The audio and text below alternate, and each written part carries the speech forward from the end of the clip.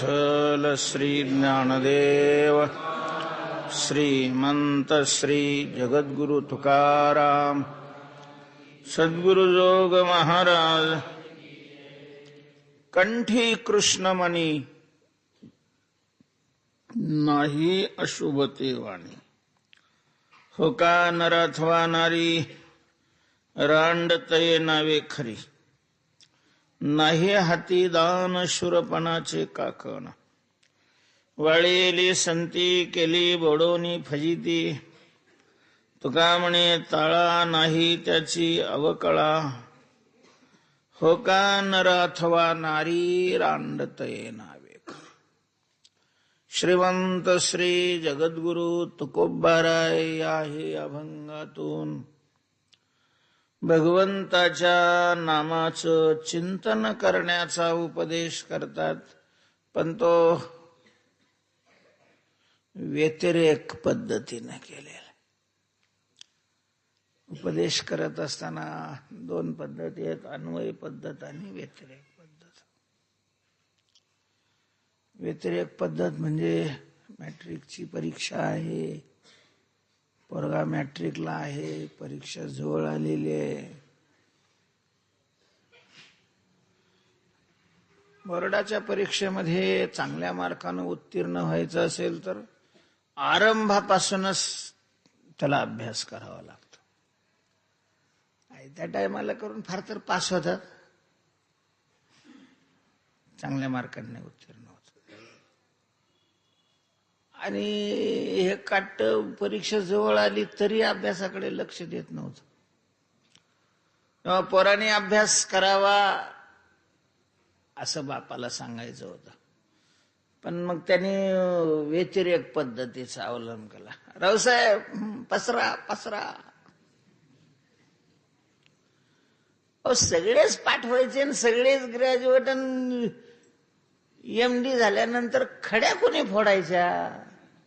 आपल्या देशामध्ये खडी फोडणाराची सुद्धा तितकीच आवश्यकता आहे, गरज आहे. झोपा नका, अभ्यास करो, उठू नका, कोणी त्याला झोपू द्या. आता हे सांगणं म्हणजे काय आहे की परीक्षा जवळ आलेली आहे, मॅट्रिकची परीक्षा आहे. जर परीक्षेत तुम्ही उत्तीर्ण नाही झाले तर तुम्हाला परिणाम खडी फोडावी लागेल. तो परिणाम नको असेल जीवनामध्ये तर तुम्ही काय करा, उठा आणि अभ्यास करा. हे सांगण्यातच त्याचं तात्पर्य आहे, पण वरचं कव्हर अशा प्रकारचं आहे. याला व्यतिरेकाने केलेला उपदेश म्हणतात. तुकोबाराय हे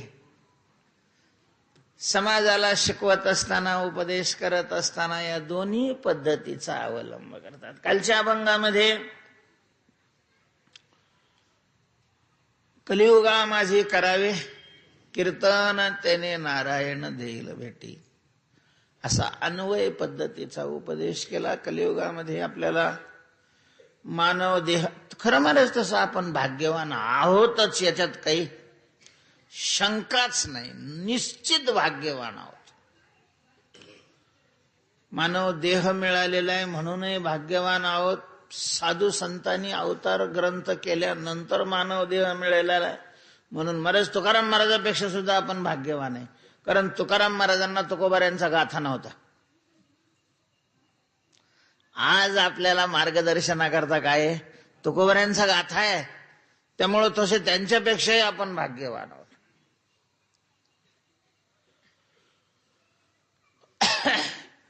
तेव्हा कलियुगाचा फायदा सगळ्यांनी घ्यावा आणि नामचिंतनाच्या साधनेवर आरूढ व्हावं, साधना करावी.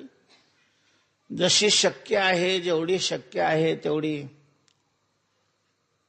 कारण थोडं थोडं थोडं जरी करीत राहिलं तरी ते भरपूर होतं. करणं महत्वाचं आहे. पण मग एवढं सांगूनही ज्या वेळेला माणसं ऐकत नाही त्यावेळेला सात्विक संताप जसा आईला सुद्धा येतो मुलाविषयी. कधी कधी आई म्हणत हे नसतं झालं तर बरं झालं असतं, आणि तेव्हा तर किती डॉक्टर पालते घातले होते. आता काय नसतं झालं तर याचा अर्थ एवढाच आहे की तो सात्विक काय संताप आहे, त्याने आईच्या मताप्रमाणे वागावं ही तिची अपेक्षा असते. चांगलं काम करावं, अभ्यास करावा, मोठं व्हावं. तसंच संतांचं आहे. संत हे समाजाचे आई बापच आहेत. तुम्ही संत माय बाप कृपावंत कायमी पतित कीर्तिवान.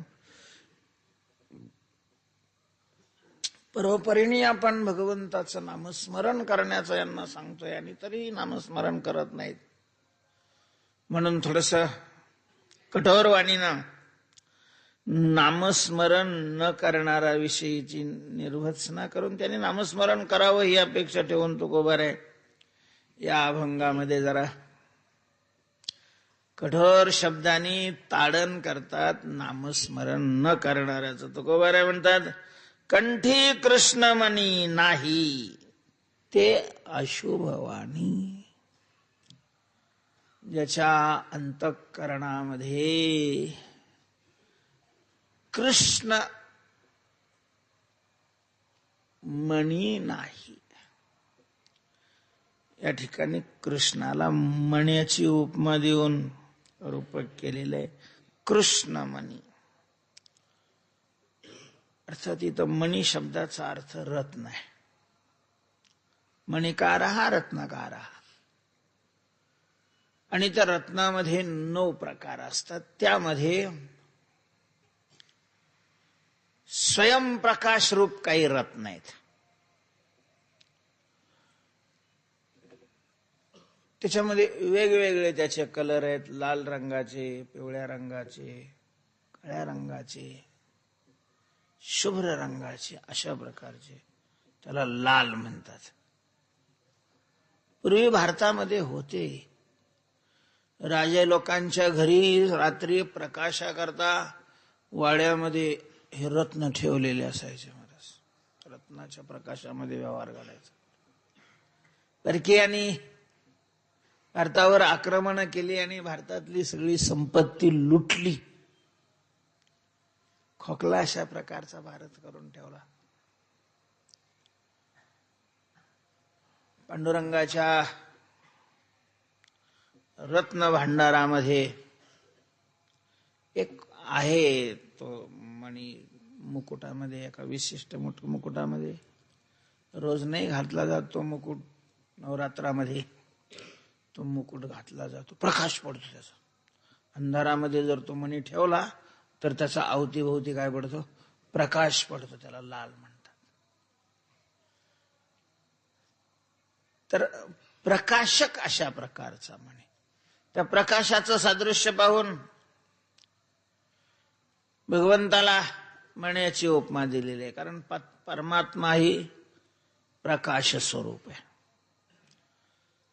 ज्ञानदेव म्हणे ज्योतीची निज ज्योती ते हे उभी मूर्ती पेटेवरी. परमात्मा हा ज्योती स्वरूप आहे, म्हणजे प्रकाश स्वरूप आहे. शास्त्राचं असं म्हणणं आहे की यदादित्यगतं तेजो जगद्भासयते खिलम यच्चंद्रमस्यच्चाग्नो तत्तेजो विद्धि मामकम. सूर्याच्या ठिकाणी जो प्रकाश आहे, सूर्याचा नाही आहे तो. सूर्य ही स्वप्रकाश रूप नाही. जरी सूर्याच्या द्वारा आपल्याला प्रकाश मिळत असला तरी सूर्य आरशासारखा आहे. परमात्म्याच्या प्रकाशाची प्रतिबिंब तो जगाला वाटतोय. मूळ प्रकाश हा परमात्म्याचा आहे. ज्याची निज प्रभा प्रकाश रवी किरणा येण्याची पडवणी वेद केला शहाणा. ज्याची निज प्रमा दयाच्या रविचंद्रादी शक्ती, दयाच्या प्रदीप्ती रविचंद्रादी शक्ती. परमात्मा प्रकाश स्वरूप आहे म्हणून त्याला स्वसंवेद्य म्हणतात. ओम नमो जी आद्या वेद प्रतिपाद्या जय जय स्वसंवेद्या आत्मरूपा प्रकाश. आत्मा प्रकाश स्वरूप कसं काय हो? मी तुम्हाला विचारतो. आपण सगळेच, कोणाला आठवत असेल आठवत नसेल, पण सगळे दररोज 24 तासात 3 अवस्थेमध्ये गमन करत असतो. आता जागृत अवस्थेमध्ये, नंतर सुषुप्तीमध्ये जातो, सुषुप्तीमधून स्वप्नामध्ये जातो, स्वप्नातून पुन्हा जागृतीमध्ये येतो. या 3 अवस्थेमध्ये आपण फिरत असतो. त्यामध्ये जागृत अवस्थेमध्ये दिवस सूर्याचा प्रकाश असतो, रात्री हे दिव्याचा प्रकाश आहे, लाईटचा प्रकाश. त्यामुळे जागृत अवस्थेमध्ये परमात्मा प्रकाश रूप आहे असं म्हणायला काही जागा. पण मला सांगा, स्वप्नामध्ये, सुषुप्तीमध्ये तर आपल्याला काही कळतच नाही. काही न कळणं यालाच काय म्हणतात? सुषुप्ती म्हणतात. त्यामुळे तिथं नाही प्रश्न. पण स्वप्न अवस्थेमध्ये आपण जातो, झोपलेलो असतो खोलीमध्ये, दरवाजा आतून बंद असतो. काही माणसाला लाईट बंद करून झोपायची काय असते? सवय असते. लाईट बंद केलेली आहे म्हणा, किंवा लाईट गेलेली आहे हा झोपल्यावर असं म्हणा. गाढ अंधकार आहे, त्याच्यात हा गाढ झोपलेला आहे, झोपेतून तो स्वप्नात आलेला आहे. मला सांगा, स्वप्नात आपल्याला दिसतं का नाही हो? जे काही स्वप्नात पदार्थ दिसत असतील, कुठं तुम्ही शनिवारच्या बाजारात गेला असाल, मिरच्या घेत असाल, त्याच्यात पुन्हा 4 देऊन माप झाल्यावर टाकीत असाल, सवय आहे, त्याला काय करणार आहे? तुम्ही तरी काय करणार आहे? आदत से मजबूर. तर बाजारात दिसतं का नाही? दिसतं. मग आता त्यावेळेला सूर्याचा प्रकाश असतो का? कारण रात्री झोपलेला आहे हा, आणि रात्री हा स्वप्न अवस्थेमध्ये गेलेला, म्हणजे रात्री सूर्य कुठे? सूर्य नाही. लाईटीचा प्रकाश म्हणावा तर लाईन गेलेली आहे, म्हणजे तिकडं चंद्रपूरच ट्रान्सफॉर्मर जळालंय, अख्ख्या एरियामध्ये कुठंच लाईट नाहीये. आणि तरी स्वप्नात दिसतं का नाही? दिसतं. तो प्रकाश कशाचा आहे? दिसण्याकरता तर प्रकाश असल्याशिवाय दिसत नाही, आणि स्वप्नामध्ये आपल्याला स्पष्ट दिसतं. महाराज, हा प्रकाश आत्म्याचा आहे. आत्मप्रकाशाने स्वप्नामध्ये सगळे पदार्थ दिसतात. सूर्य आपल्याला नाही प्रकाशित करत, आपण सूर्याला प्रकाशित करतो. सूर्य जड आहे, आपण चेतन आहोत.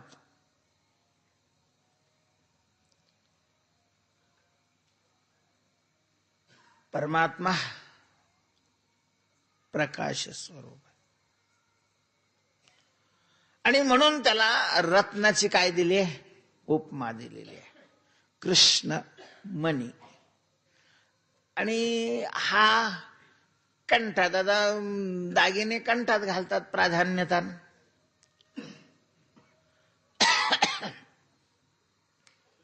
म्हणून कंठी म्हटलेला आहे. इथं कंठी शब्दाचा वास्तव अर्थ आहे अंतःकरणी, हृदयी. तुकोबारायांच्या वाङ्मयामध्ये कंठ हा शब्द अंतःकरण, हृदय या अर्थी. कंठी धरिला कृष्ण मनी, अवघा जनी प्रकाश, ऐसी जोडी करा राम कंठी धरा. तर कंठी म्हणजे अंतःकरणे. तेव्हा अंतःकरणामध्ये ज्याने कृष्णमणी साठवला नाही, धरला नाही, धरण्याचा प्रयत्न करत नाही, ज्याच्या अंतःकरणात कृष्णमणी नाही, कंठी कृष्णमणी नाही. कृष्ण त्याला म्हणायची उपमा दिलेली आहे, तेव्हा कृष्ण. आणि मग कृष्ण अंतःकरणात असतो, तो एकतर नामाच्या द्वारा असतो, ध्यानाच्या द्वारा असतो, व ज्ञानाच्या द्वारा असतो. अंतःकरणामध्ये जो देव राहतो तो या 3 माध्यमातून राहतो. नामाच्या द्वारा, नामस्मरण जर आपलं चालू असेल तर मग नाम हे व्यवहारातल्या पदार्थाचं नाव आणि रूप वेगळं असलं तरी परमात्मा नामाहून वेगळा नाही. नाम नामिया तैसा अभेद असे. देखे आकाशा आणि अवकाशा, भेद नाही जैसा, नाम नामिया तैसा अभेद असे. म्हणून चित्तात जर नाम असेल तर नामी असतोच. नामाच्या रूपाने तो कंठात म्हणजे अंतःकरणात राहतो. थोडेसे साधनेत पुढे गेलेली जी मंडळी आहे ती ध्यान करतात भगवंताचं, रूपाचं ध्यान असतं. मग त्या ध्यानाच्या द्वारा तो कंठात असतो. त्याही पेक्षा जे आणखीन अंतरंगात घुसलेले आहे, ज्यांना स्वरूपाचा साक्षात्कार झालेला आहे, ज्ञान झालेलं आहे, तर ज्ञानाच्या रूपामध्ये तो कंठामध्ये आहे. तेव्हा ज्ञानाच्या, ध्यानाच्या किंवा नामाच्या रूपामध्ये ज्याच्या कंठात देव नाही, कंठी कृष्णमणी नाही, असा जर कंठात कृष्णमणी नसेल तर त्याची वाणी ही अशुभ आहे असं तुकोबाराय म्हणतात.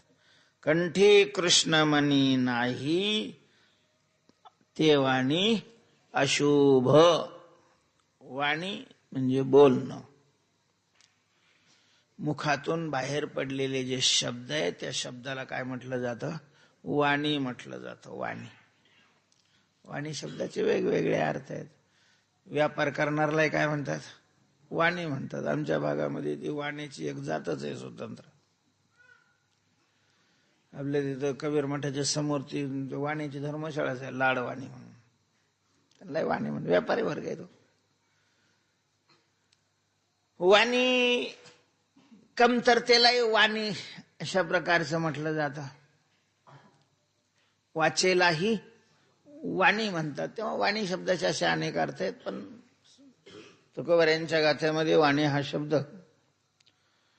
मुखातून बाहेर पडणारे जे शब्द आहेत त्याला उद्देशून आहे. पवित्र तो देह वाणी पुण्यवंत, जो वदे अच्युत सर्व काळ.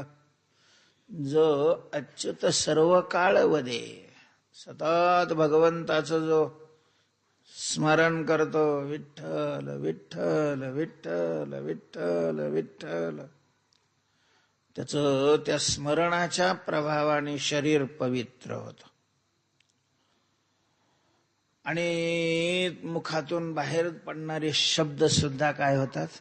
पवित्र असतात. म्हणून गाथा पवित्र आहे, ज्ञानेश्वरी पवित्र आहे. एकाने मला विचारलं, का तुमचे वारकरी लोक ज्ञानेश्वरीचं पारायण करतात आणि कुसुमाग्रजाच्या कवितेचं का बरं नाही करत पारायण? त्याच्यात तर किती वेगवेगळे विषय असतात, लालित्य असतं, अमकं असतं, तमकं असतं. का नाही करत वारकरी लोक दुसऱ्या कवितेचं पारायण? तर वारकरी तुमच्यासारखे बावळट थोडी आहे. संतांच्या ग्रंथाचं पारायण केलं जातं, त्याचं कारण संतांचे ग्रंथ पवित्र आहेत. आणि त्या पवित्र अक्षराचं जर आपण मुखातून अशा प्रकारचा स्पर्श केला, मुखाच्या द्वारा आपण पवित्र होऊ म्हणून ज्ञानेश्वरी गाथेचं पारायण केलं जातं. तुझा कुसुमाग्रज शब्द व्यवस्थित मांडलेले असतील त्याने, पण तो नामस्मरण करत होता का? तो देवाच्या अस्तित्वाचं खंडन करतोय वाढवा, आणि त्याच्या कवितेचं पारायण करा. रिकामी आहे आम्ही. तेव्हा अखंड नामस्मरण करणाराच्या मुखातून बाहेर पडणारे शब्द पवित्र असतात. इतके पवित्र आहेत की त्या शब्दाचं चिंतन केलं तरी चिंतन करणारा दोषी मुक्त होतो. महाराज तयाच्या चिंतने तरतील. तिथं तयाच्या म्हणजे वाणीच्या, तयाच्या ज्ञानेश्वरीच्या चिंतने, तयाच्या गाथ्याच्या चिंतने, तयाच्या भागवताच्या चिंतने दोषी तरतील आणि पातकाच्या राशी जळतील. अर्थात ज्याच्या कंठामध्ये देव आहे, नामस्मरण आहे. पण आता ज्याने नामस्मरण केलंच नाही, कंठामध्ये ज्याच्या देव नाही, कृष्णमणी नाही, कंठी कृष्णमणी नाही, मग त्याचं बोलणं अशुभ असतं महाराज, शुभ नाही राहत. कंठात अंतःकरणात ज्याच्या देव नाही, नामाच्या रूपाच्या ध्यानाच्या ज्ञानाच्या माध्यमातून ज्यांनी देव अंतःकरणात साठवलेला नाही, त्याची वाणी अशुभ आहे. म्हणून आशाला आहे ना, पोरापोरीच्या लग्नात मंगळाष्टिका सुद्धा म्हणायला लावू नये. त्याला नाव काय आहे? मंगळ. जे शब्द मंगल स्वरूप आहे अशा प्रकारची 8 पद म्हणली जात होती, म्हणून मंगलाष्टका म्हणतात. आता 8 बी नाही म्हणत, पंचाष्टिका. मंगळ पंचका, मंगळ चतुर्थका. पण ते मंगळ असतं का? अलीकडचं काय विचित्रच प्रकार निघालाय महाराज.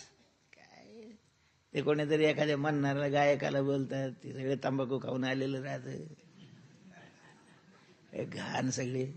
नाही तर काही काही पिऊन पण येतात. आणि मग ती त्याची आई असेल, त्याचा मामा तसा, आणि तो मामा तिकडे लोळत राहतो. म्हणजे मंगल प्रसंग, कार्यक्रम मंगलाचा आणि सगळं अमंगल अशा प्रकारचं करण्याचा, जेवढं होईल तेवढं अमंगल करायचा प्रयत्न करतात. का मुला मुलीचे शत्रू असतात, त्याच्या घरचे पाहुणे रावळे, म्हणजे असं विचार करायला लागावा इतका अमंगलपणा असतो त्याच्यामध्ये. ते स्पीकर लावलेले गाणे काय मंगल स्वरूप असतात. तेव्हा ज्याच्या अंतःकरणात देव नाही त्याची वाणी मंगळ नाही, शुभ नाही, अमंगळ आहे, अमंगळ. कंठी कृष्णमणी नाही, ते वाणी अशुभ आहे, अशुभ. मग तो कोणी तो कोण आहे हा प्रश्न नाही, त्याच्या आत देव आहे की नाही हा प्रश्न आहे. तो किती शिकलेला आहे, कोणत्या ठिकाणी जन्माला आलेला आहे, वयाचा काय आहे, काय काय काही संबंध नाही.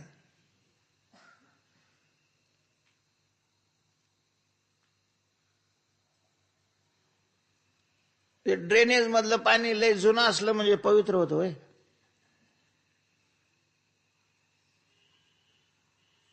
घाण ते घाणच राहते, म्हातारं झाले तरी काय काय फरक पडतो असं थोडंच आहे. आज चित्तामध्ये काय आहे हा प्रश्न आहे, त्याचं वय किती आहे हा नाही प्रश्न. वय वाढले म्हणजे फार माणसं चांगले होतात असं काही नाहीये. मनुष्य कर्माने आणि विचाराने चांगला होत असतो, वय वाढल्याने नाही होत. आता एक आपल्याकडे वयोवृद्ध म्हणून आदर करावा तो भाग वेगळा. याचा अर्थ त्याची वाणी पवित्र असते असं नाहीये. अरे ज्याच्या अंतःकरणात देव आहे त्यांनी शिव्या दिल्या तरी त्या पवित्र असतात, कारण त्याच्या आत काय आहे? देव आहे. ज्याच्या आत देव नाही त्यांनी काही काही स्तुती केली तरी ती वाणी अशुभच आहे, नाही देव मनावर घेत. त्या गवळणी शिव्या द्यायच्या देवाला आणि देव हसायचा. जनाबाईंनी म्हटलेले, तुझी रानरंडकी झाली.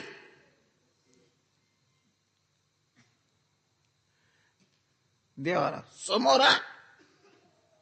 समोर, तरी याला मजा वाटायची. देवा तुझं गेलं मड, तुला देखोनी काळ रड.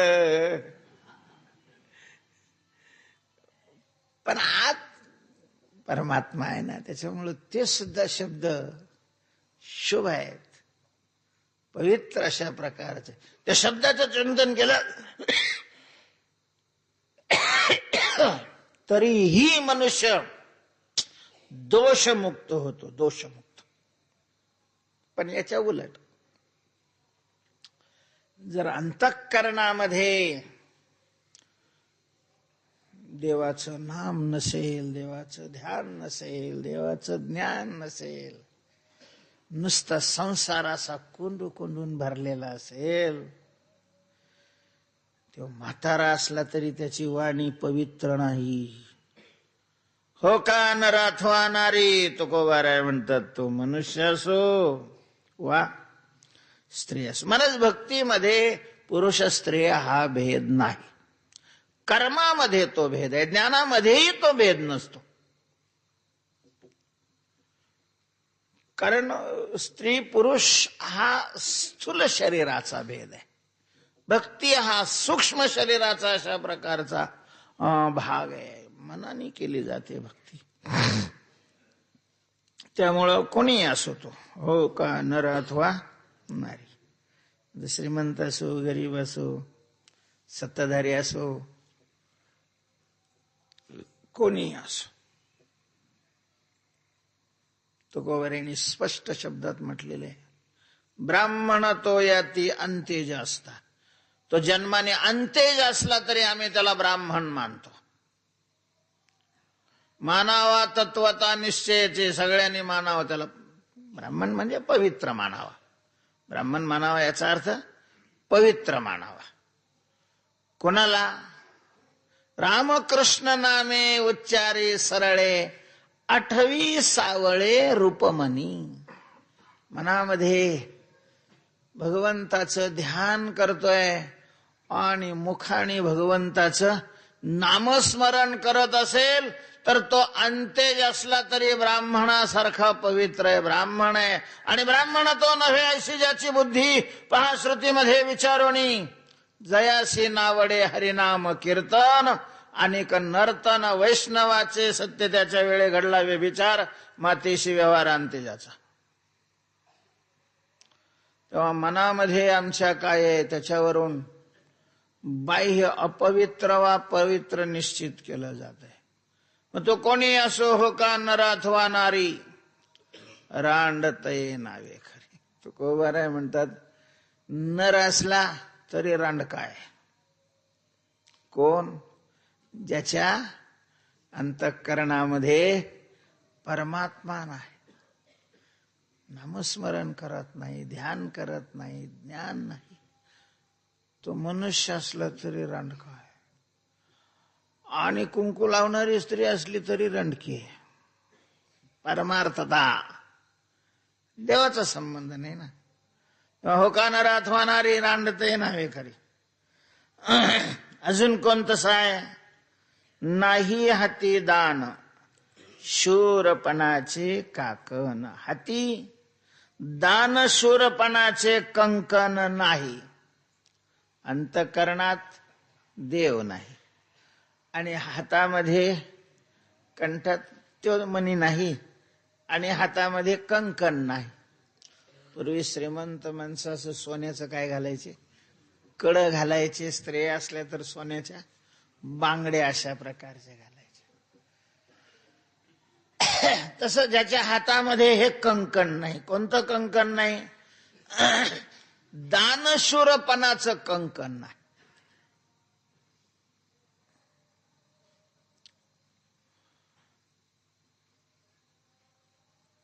यावत मानवाचा धर्म आहे दान.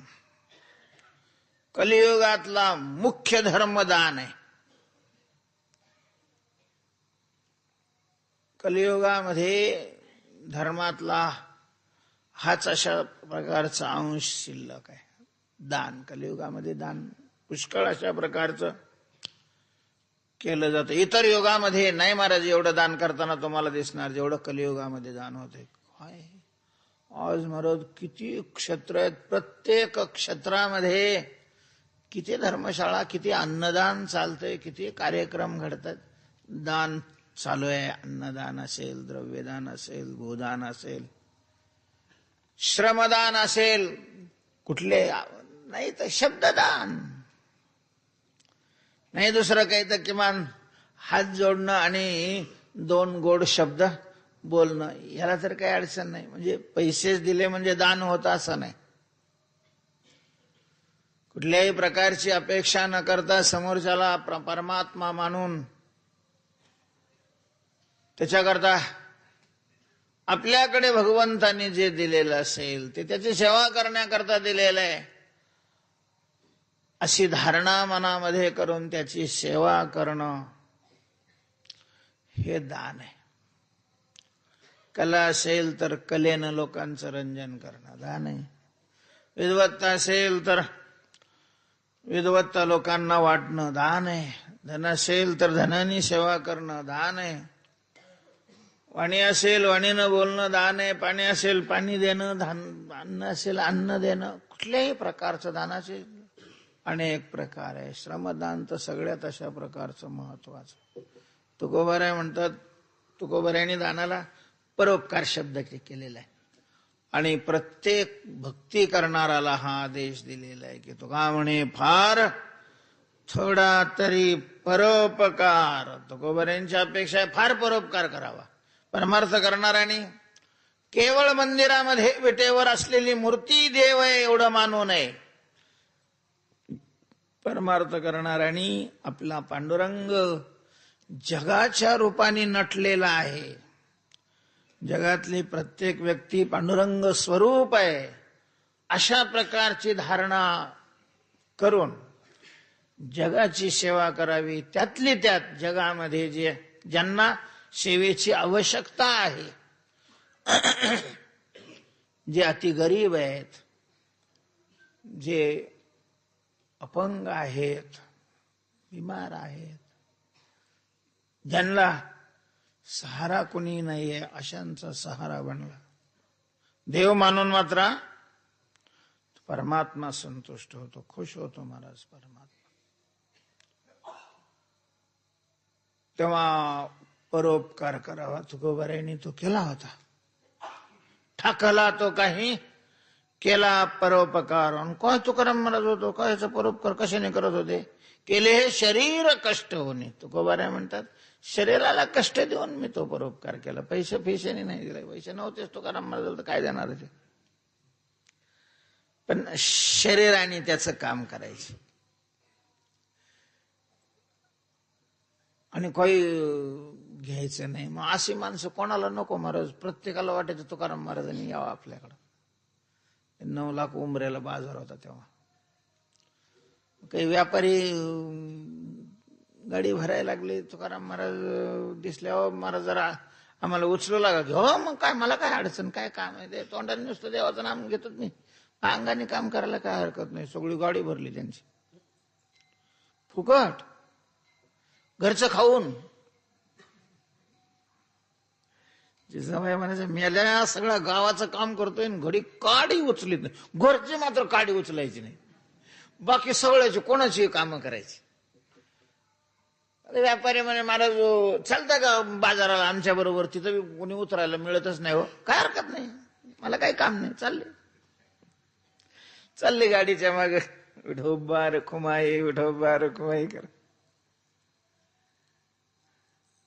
जाताना पाहिलं की त्या बाजाराच्या अलीकडच्या गावातली एक म्हातारी रस्त्याने फार वृद्ध असलेली, कमरेमध्ये वाकलेली, हातामध्ये काठी, डोळ्याला चष्मा, आणि ती अशी काठी टेकीत थोडं चाललं की पुन्हा थोडं थांबत अशी चाललेली होती. तुकोबाराय जवळ गेली. आजी बाजारला जायचंय? तो म्हणे होय बाबा. त्रास होता ना चालायला? वय झालं म्हातारपणाचं. मी चांगला तरणा ताट आहे, धडधाकट आहे, माझ्या पाठीवर बसा, मी तुम्हाला घेऊन जातो, मला बाजारला जायचंय, पुन्हा आणून सोडतो, बसा पाठीवर. ते बाईनं चमकून पाहिलं.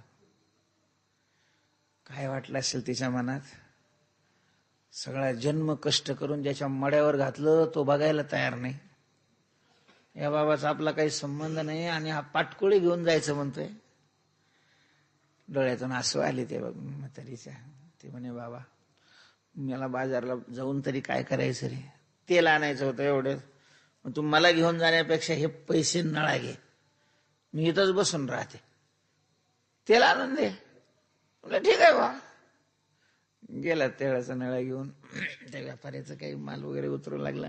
येताना तो किराणा दुकानात गेले. बाबा एवढ्या पैशाचं गोडं तेल घाल. त्याने आपलं तेवढं घातलं. म्हातारी बसलेलीच होती. येताना तो नळा दिला. महाराज 8 दिवस पुरेल एवढं तेल आणलं होतं तिनं. प्रत्येक बाजारात ते आणायची ती. पण तुकाराम महाराजांनी तेल आणलं, दिसायला तेवढं दिसत होतं, पण त्याला काय झरा लागला होता त्या नळ्याला का काय. 3-4 महिने झालं तरी ते तेलच संपना गेलं. तिनं भजे केले, किती उडवलं कशाला वे, तरी तेल संपत नव्हतं. आणि मग सगळ्या गावात बोंबलली. तुकाराम महाराजांनी तेल आणून दिलं का संपतच नाही. महाराज दुसऱ्या ते नंतर लोक सगळे नळे घेऊन रस्त्याने उभे. महाराज आमचं बी तेल आणून द्या. महाराज असेच तर लागत आहे महाराज लोकाला. नामस्मरण करा काय करा असले काय कामाचे राहिले.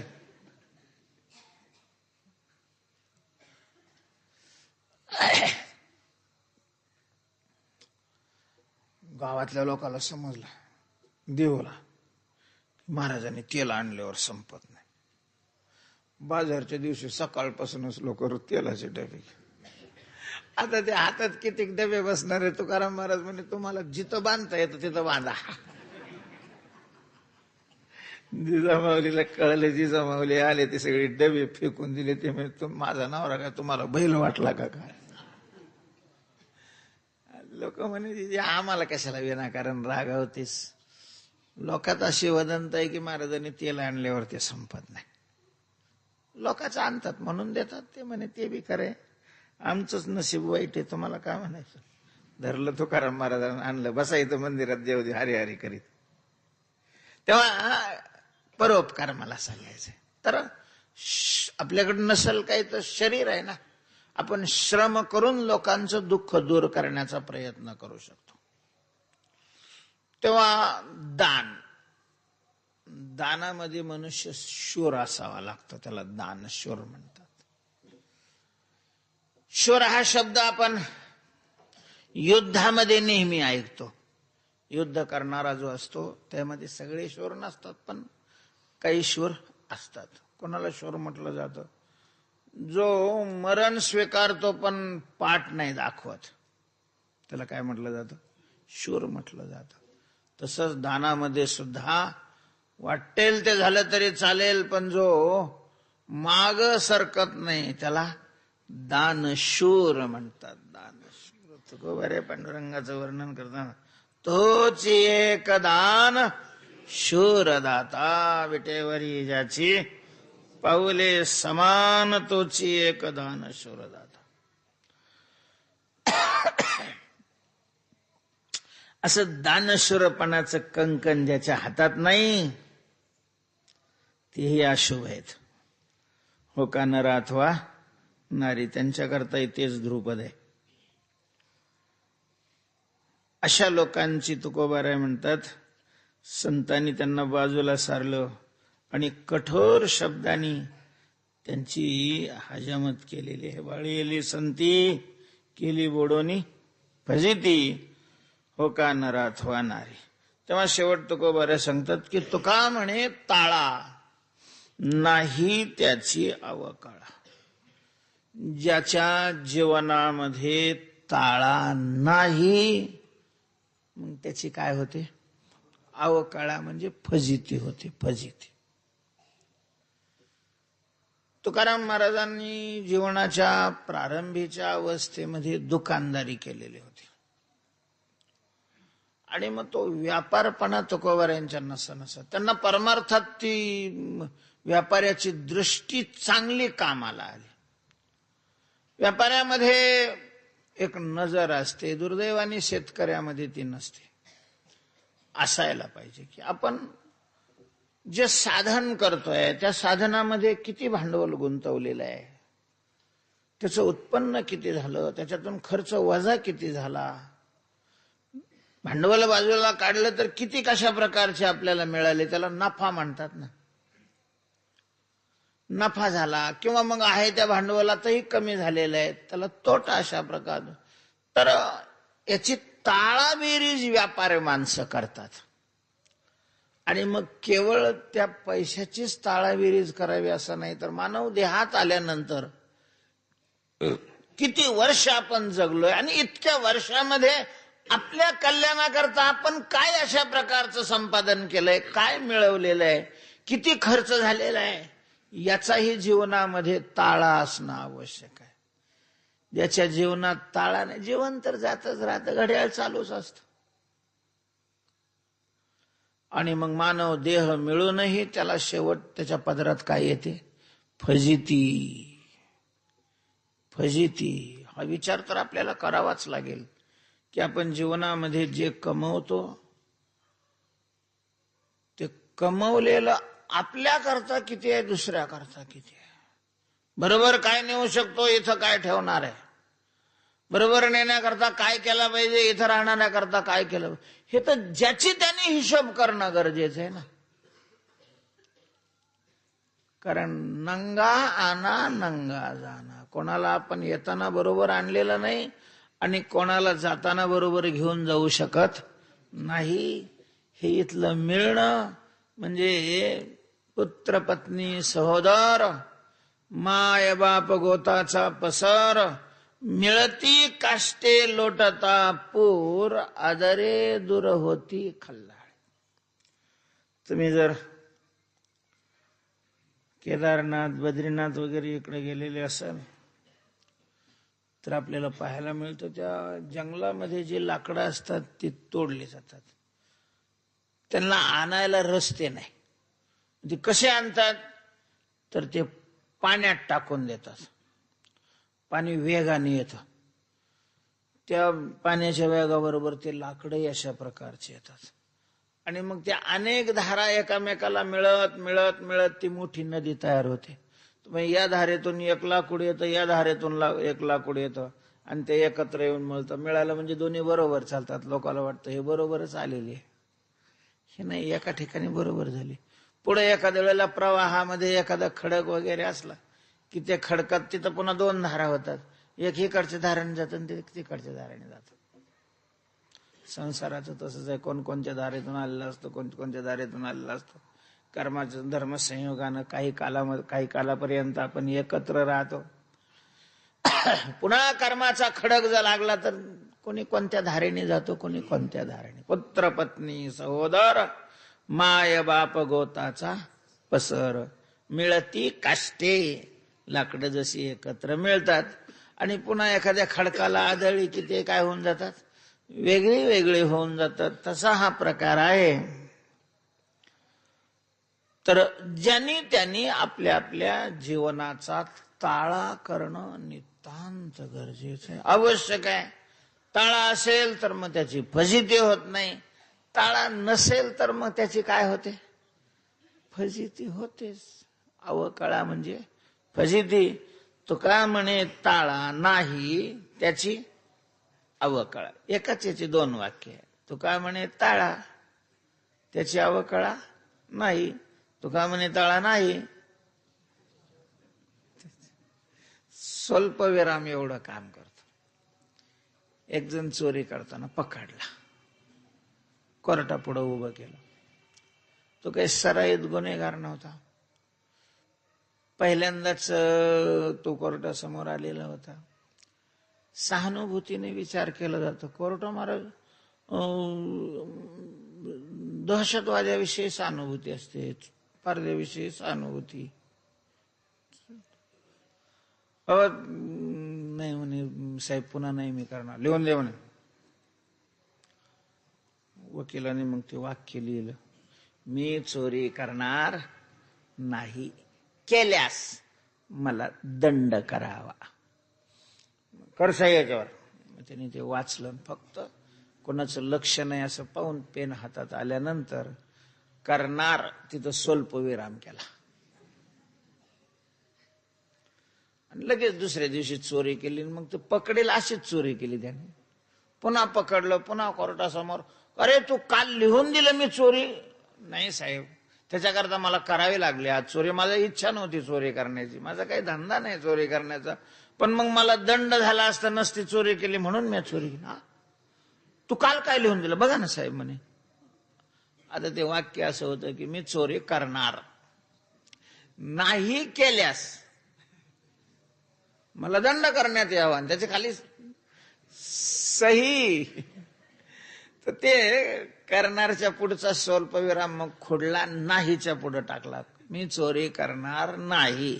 मग त्याने आजपर्यंत काही केली नाही. तसं तो काय म्हणे, ताळा नाही त्याची अवकळा. तो काय म्हणे, ताळा नाही त्याची अवकळा. तो काय म्हणे, ताळा त्याची अवकळा नाही. असे दोन वाक्य होतात. तेव्हा तुकोबाराय म्हणतात जीवनामध्ये आपल्या ताळा असावा.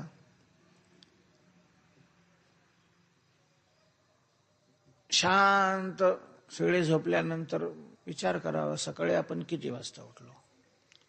जर 5 वाजता उठलं असतं तर आता 10 वाजलेले आहेत, म्हणजे किती तास झाले.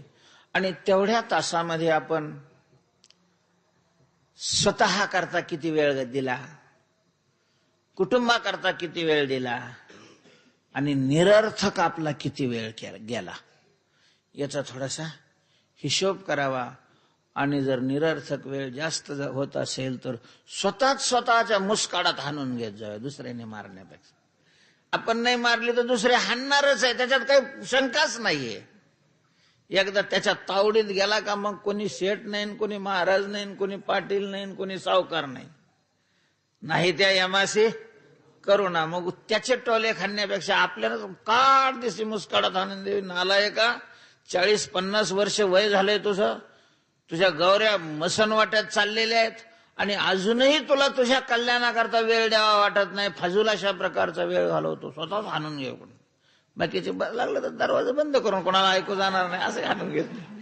तू का म्हणे ताळा नाही त्याची अवकळा, हो का नर अथवा नारी राणत. पुंडलिक वरदा हरी विठ्ठल श्री